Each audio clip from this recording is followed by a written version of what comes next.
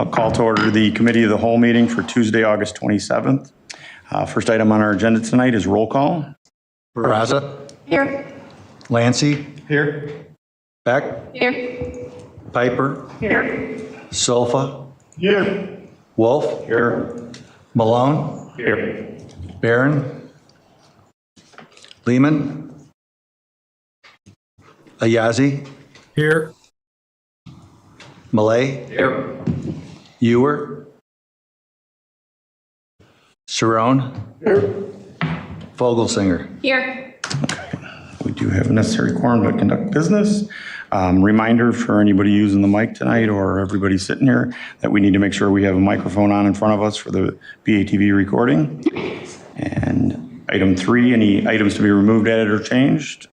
I don't see any. Matters from the public for items not on the agenda. If anybody's here for anything not on the agenda tonight. Okay, then we'll move right into the consent agenda. Alderman Beck. Your Honor, the consent agenda reads as follows. Resolution 2024-111-R, accepting a utility easement at Wind Point Shopping Center, 201 to 491 North Randall Road. Resolution 2024-113-R, Microsoft subscription renewal. Resolution 2024-119-R, approving a contract with Michael Signs Incorporated for the 2024 City Entrance Sign Project in the amount of $59,100. Resolution 2024-112-R, approving contract with Dame Mechanical for nitrification blower upgrades for $65,000. Resolution 2024-110-R, accepting the public improvements at 1459 Lewis Bork Drive.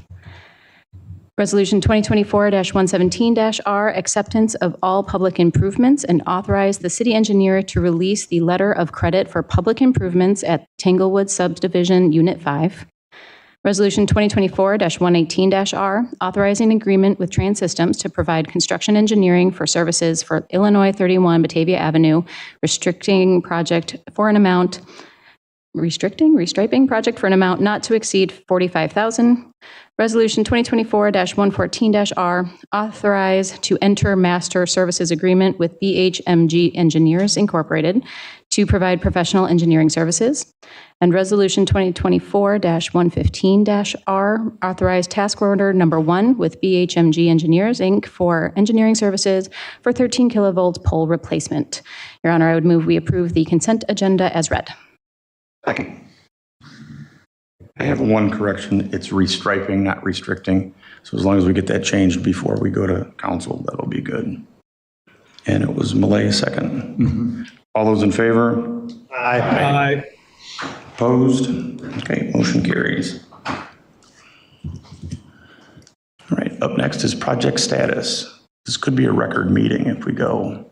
Try to be quick. Yes, I will be quick.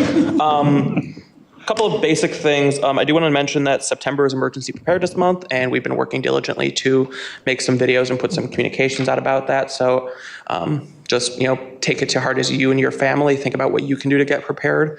Be an example for our community as to what you can do to make it easier on everyone who's trying to help if something does happen.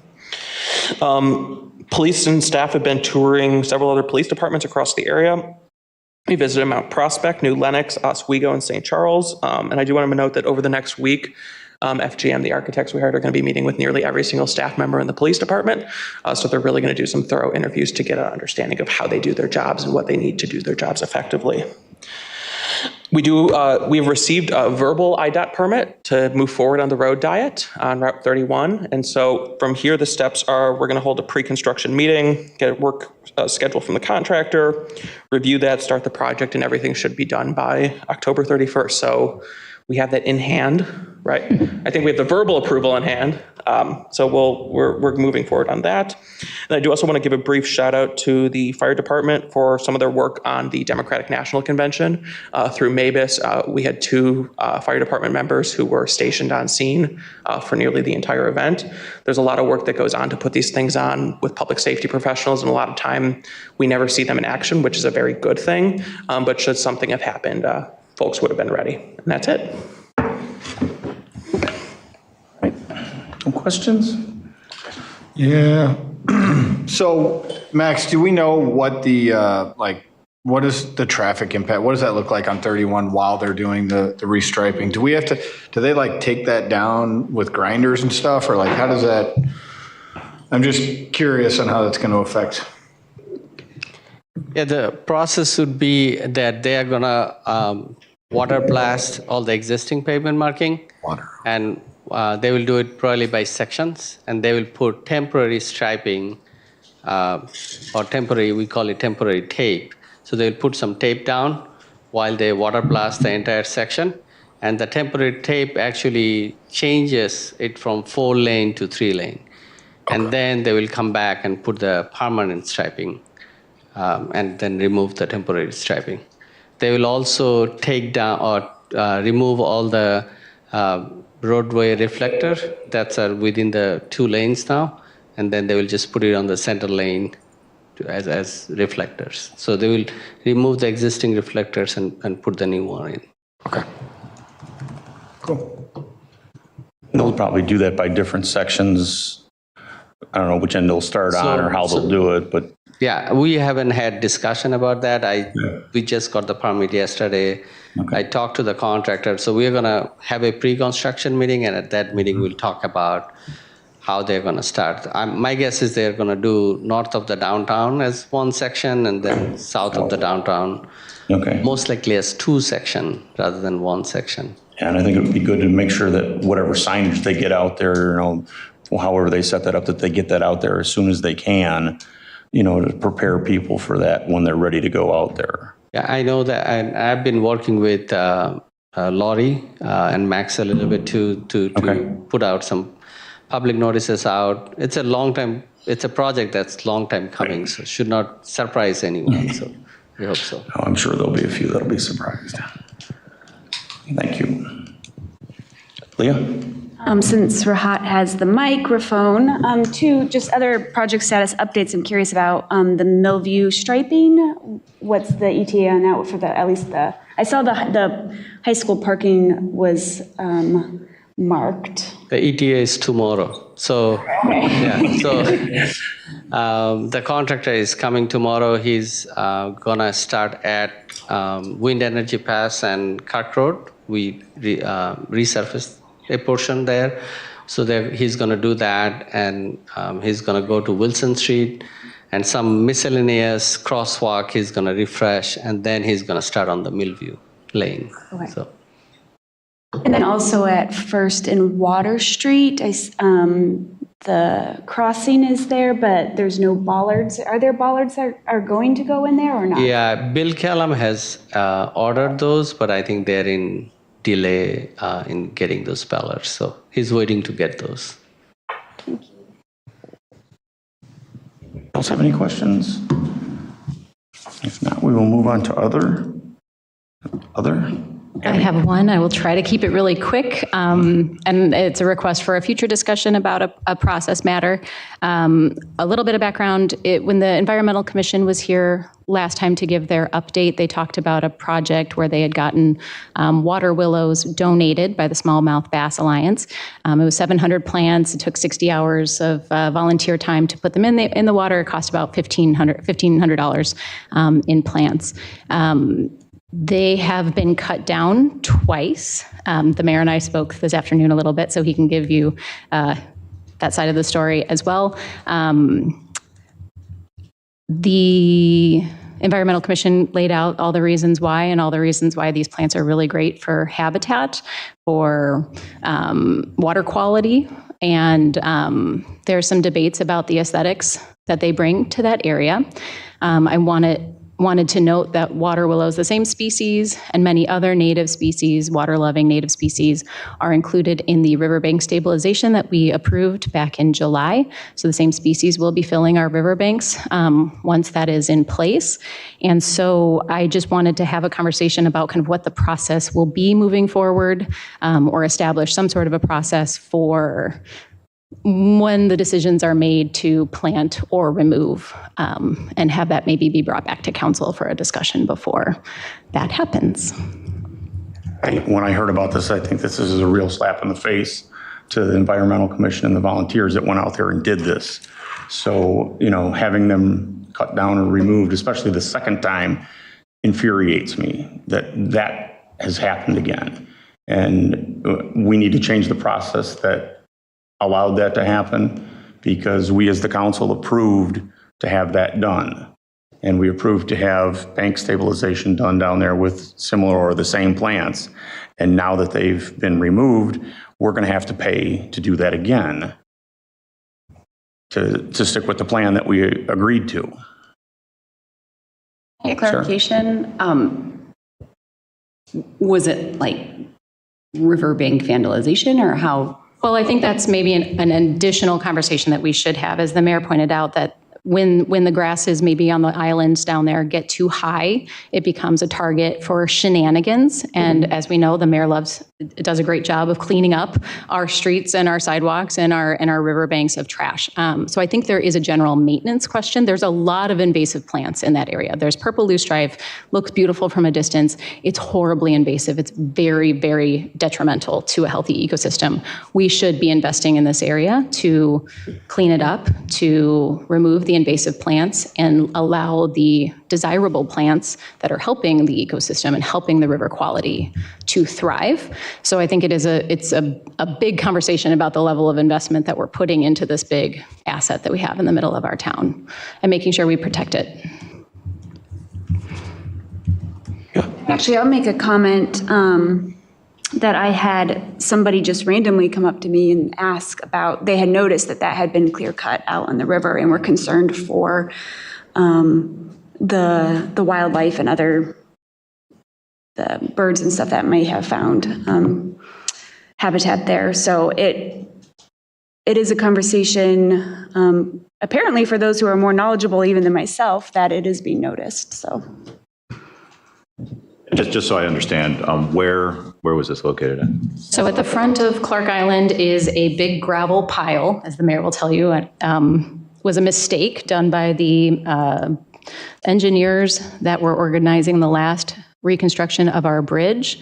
The supports that were in place were allowed to crumble and just float downriver. And it created this little rock area, which is actually really great spawning habitat for smallmouth bass. Great gravel bar. So as long as it's there, making the best of a bad situation, this group noticed an opportunity and offered, the donation of the plants and all the volunteers to help get them planted. Until someday as we decide to invest in taking it out. But Can we just clarify for everybody why they were cut down, who cut them down, why they were cut down the second time, I guess? I mean, I'm trouble following what's happening. I ordered it done, so I'll take the blame. Okay. Yeah. Let me explain what's going on here. We've got a mistaken island that's been put into the Fox River south of the Wilson Street Bridge. And what was happening was in 2007, when we were rebuilding the bridge, they put a big coffer dam down there so they could pour the supports for the bridge. So when it got done, the gentleman who was then our city engineer, he's no longer our city engineer, made the decision without conferring with the council or myself or the city administrator or anything else, that he was just going to let this residual from the coffer dam just float down the river and just disappear into the water. Well, it started to do that, and it got down there where that island is, and underneath that island, there are three different things crossing the river. There is a main line going into the sewer plant. There's the east side water system line going there, and interestingly, there's a Commonwealth Edison gas main, Northern Illinois Gas Company gas main that's there. So as all this rock started floating down the river, suddenly it got to these three substances that are from the east bank to the west bank, and they fell down into the holes that were between the three pipes. And they created basically enough stone there that it came up and started making its own island there on the river. So nobody quite knew what to do with it at that time, because going in there with an end loader or anything and playing around with that water line, most importantly, and the sewer line secondly, we could have huge damage and a lot of expense and everything else. So the decision was made that we would just hopefully over a period of time let that thing settle there, and maybe the river would wash it away. Well, in the meantime, Northern Illinois Gas talked to me several times, and they're kind of concerned about it because a lot of that rock is on their gas line that's running from the east side to the west side. And they're not sure what the impacts of that are going to be. And they've even talked to me about maybe having the need to go into the river and move that line or take it out or replace it. So that hasn't happened yet. But as I've told some of the folks involved in this, if that happens, a lot of that island will probably then disappear because they'll need to get stone off of it and haul it out and whatever. But that'll be it. Well, I don't know if they're going to want the city to pay for it or not, because it was our city engineer that allowed that stuff to be piled up there. So now what's happened is that twice now, this year being the last time, people go out there when the grass starts growing and the weeds start going. A couple of things happen. Little kids go out there and they set up targets. And then they go on either bank of the river or at the island and they start throwing things or shooting things at these targets to try to knock them down. And then other people go out there and have, I think, beer parties. And so there's a lot of bottles and whatever. And then instead of picking it up after they drink it, they just let it lay there in the weeds. So you have to go out there and kind of walk through it to find all this stuff. So I've now been out there personally myself, recently, the last time. And I took 2 big bags of garbage stuff out of there that I brought up here and threw into the city's bins. But it's just garbage, it's water, it's McDonald's bags, it's anything you can think of has been sitting down there. So in my opinion, that island has become a trash pile down there. And it's kind of a disgrace. Now, on top of all that, we've had some people do some very nice things for downtown Batavia, one of them being Philip B. Elstrom. And when Mr. Elstrom passed away, as many of you know, he owned the building across the river here, which is Pal Joey's pizza place at the moment. In his estate, he left the Batavia Park District probably, the numbers kind of doesn't want to be circulated too much, but I'd say it's between $3 or $4 million. He left to the Park District with the idea that they would buy all the property on the east bank of the Fox River from the Comedy Club all the way down to the Little League Park and take all the houses that were there down so that we would have this nice open stretch of nice view of the Fox River from the southeast side of Batavia. And he's been very successful. I think now there's been maybe 7 houses have been bought, and there's 2 last year were taken down. And that's where all this is coming from. This was and his idea is that he wanted to make this a real beautiful setting for people to look off the bridge or to walk down River Street or ride their bike or whatever. And so he gave his own money for it. And he and Peg Bond, who the Peg Bond Center is named for, they were kind of, I don't know what, they weren't married, but they were good friends for many, many, many years. And Peg was chairman of the Batavia Plan Commission. So she kind of encouraged him to do this. And when she died, her son called me, Terry, I know him quite well, and he says, Mom's left an order with me that she would like to have an event center built in the area by City Hall there. So this is where the Peg Bond Center came from. And as far as I know, I wasn't directly involved with it, but he said, go ahead and build it and send me the bills. And so I don't know how much of the bills he ended up paying, but I think most of them. So all that was donated by Peg Bond and Phil Elstrom. So I would suggest between the 2 of them, they probably gave $4 million down here. So now I'm hearing from other people who say, well, gee, I like what Phil and Peg did down there, but maybe I should leave the Park District some money or the city some money to do some stuff along the river. So now we have this situation where, in my view, that island is unsightly when all this trash and everything starts building up, because as the grass goes higher, the more and more stuff gets encased inside of it, and that's what somebody has to go down there and pick it out. Now, I guess I'd be prepared to go back down there if we plant some more grass and get all the stuff out of there, because there's a lot of stuff that gets in there, and goodness knows where it all comes from, but it looks like a junkyard or a trash pile. It doesn't look like it's some type of an environmental setting. It's something other than that. So I'm not sure what we're doing with that. And Abby and I have had several nice conversations about it. I don't think either one of us are mad at each other, but it's just kind of a situation that doesn't have any kind of end talk to it as to what's really going to happen. And I just am offended from the community perspective that thing is sitting there and doing what it's doing. And, you know, the only way it gets done is somebody like myself going down there and cleaning it out. Now, I've had some other people go down other than myself who got excited about it and clean stuff out. But, you know, you don't know when you're doing it. Maybe you somebody planted a special plant down there and they were hoping it was going to grow. But it's just a kind of a situation without a boss, without an answer, without anything. And I don't think it does downtown Batavia much good from an appearance standpoint if that thing starts building up to look like a trash pile in the middle of the Fox River. I guess I have to ask, whose responsibility is it? Does the Park District own that island? I think it's the city of Batavia because our engineer made the decision to let that.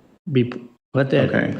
We made that, the city, because of his decision, we made that island. Right. The Environmental Commission sought permission from both the Park District and the city to do the original plantings, and both entities said neither one of us have jurisdiction, so neither one of us can fully approve it, but please, by all means, go ahead. So they had the blessing without approval. So it's no man's land, which also means that we It should have could also process. be Army Corps of Engineers being in the middle of a river and a waterway. Well, they didn't. I know they don't want to take responsibility for it. Their answer is, either. we didn't do this. You know? Right.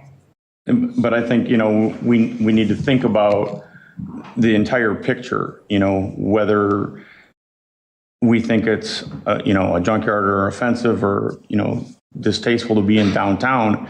We have to respect what was done out there to try to preserve what we're trying to do with the river. And that's something that we're going to be expanding on. And I don't want to see us go out and spend hundreds of thousands of dollars from the city out of the general fund to do the work out there. And then because somebody doesn't like the way it looks, that it gets clear cut and all that work gets thrown away and has to be redone again. And that's the situation I think we're in now because we don't have a process that says, okay, how do we maintain it? You know, who's responsible for it and who gets to make decisions on changing anything after we approve a plan or approve a planting. Well, the other loose goose in this thing is the gas company. And I'm going to try to contact them and find out what their thoughts are at the moment, because I think they were of the opinion when all that rock laid on top of that gas line, and you can get down there, it's marked on both sides banks of the river where the gas line is, that they were quite concerned that may cause that line to get weakened and break at some point in time. So they had talked to me one time about coming in there and taking it out, but they were quite emphatic that they thought the city had some significant responsibility because it had been done by our city staff. And I think, if my memory serves me right, I think we had a discussion actually on either a public utilities meeting or a city council meeting where we discussed that, and one of the options was for them to reroute the line and go under the bridge to be able to cross the river. And that was one of the options if they had a problem with it. I think they like the location. I don't know about being on the bridge, and that's another whole design. I'm more worried about the crosstown water main and Right. for drinking water and, you know. And those are the two things we have to worry about. We are responsible. The sewer and the water line, if that gets broke somehow, because, you know, it would be, I think, if those two weren't there, it would be relatively easy to send some end loaders into the river and just pick up all that stuff and throw it in a truck and get it out of there. But after we get it permitted. Well, I know that'll be that. the hard part. But there's a lot of sensitivity when you got a gas main and a sewer and a water line. I understand. Tim? I think for the time, can't we set it up on a, so it sounds like we have a gas line problem, we have a people problem, we have a trash problem. I think we can get some potential quotes to see what it would be to rip this stuff out or whatever, reroute the line, whatever that looks like. The trash, I'm thinking, why don't we add it to our normal routine schedule of a place that needs to be cleaned up in the city? I don't know how easy that is. Might be easier said than done. And then, you know, from a people perspective, we do have a city surveillance project that's on the books that could potentially take care of that issue. So, you know, in terms of alerting the police if anybody's out there, you know, after X amount of hours or is there for longer than X amount of time. So there could be some solutions in there, but I don't think you, Mr. Mayor, should be out there picking up the trash. So, you know, we should probably have somebody else do that, but I'm down to beautify the concrete jungle that's there today. Sort of viewing this, I kind of see two issues coming up out of this. First is the immediate term. I mean, I don't know anything about water willows. Are they going to grow back or are they gone? They've been cut down twice, so the more you cut them down, the less likely. They do propagate from clippings, so there is a chance that when we weed whacked them, we actually just contributed to more habitat of them downstream. Okay, so that's sort of the short term, right? This project that we had donated and had approved, it sounds like previously, ensuring that kind of stays in place and that we pick up the trash that ends up there and we have our surveillance system set up. But I think I heard both, you know, everybody saying that we just kind of don't know what's going on. It sounded like we need some sort of larger if not directive, you know, somebody who's sort of paying attention to this and sort of making sure that I guess my biggest concern is we're about to take a giant step forward in that when we do the other bank stabilization work.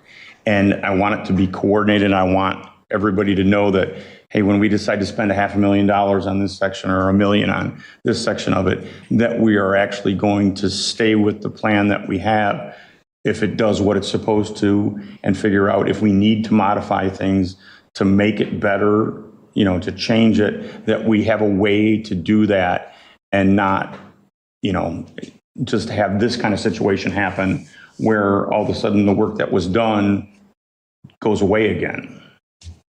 So, you know, that's my concern on it. And talking to Abby, I think the reality is we need to have a plan of how to do that going forward and how to have better communications with, you know, our own staff, with the Park District, with the Environmental Commission, so that we make all this stuff work together, because the goal is to make the river better, to make it more friendly and to keep it clean. So if there is a trash problem down there, then we need to figure out, do we need to have a recycling bin and trash receptacle that's down there near that area that 1 month the Park District picks it up, 1 month the city picks it up, figure out what we need to do with it, but have that plan and move forward with that so that way we can avoid the situation again. Abby or Leah? And I'm sure this will be part of the future conversation, but if we're noticing if any part of the river is having a garbage issue, I'm sure the Environmental Commission or Friends of the Fox River would organize a volunteer day to get down there and clean it up. So I just think, I agree, better communication all the way around, from us to the Park District to the commissions, and let's collaborate and figure out how to take care of our river. I think one of the problems we have down there is that it's kind of I'll call it an attractive area for some kids that want to go out and have a night party. So I could get down there on Friday afternoon and it would be perfectly clear and clean. And I come back on Saturday morning and here's all the bottles and cups and McDonald's bags and goodness knows what scattered all over the place. And somebody had been down there, and I don't know if they spend the night down there or what they do, but they're down there and nobody pays much attention to them, and they go out there and have a party, because it's pretty easy to get from the tip of the island when the water isn't real deep onto that stone area, and then you can go out there and do your thing. So, I mean, it's just a bunch of stuff that's doesn't happen every time, but every couple months there's somebody goes down there and does it, and that's what it is. And then they don't ever bother to clean it up when they leave. I think we'll figure out how to get this on a cow in the future, and we'll discuss this and figure out what kind of plan we want to come up with, you know, to implement something that changes the way we handle that area. Okay. All right. Any others? I know I said it would be quick, but it's not. Okay. Item 8, do I have a motion for adjournment? So moved. Second. Motion by Sulfa, second by Malay. All those in favor? Aye. Aye. All right, great.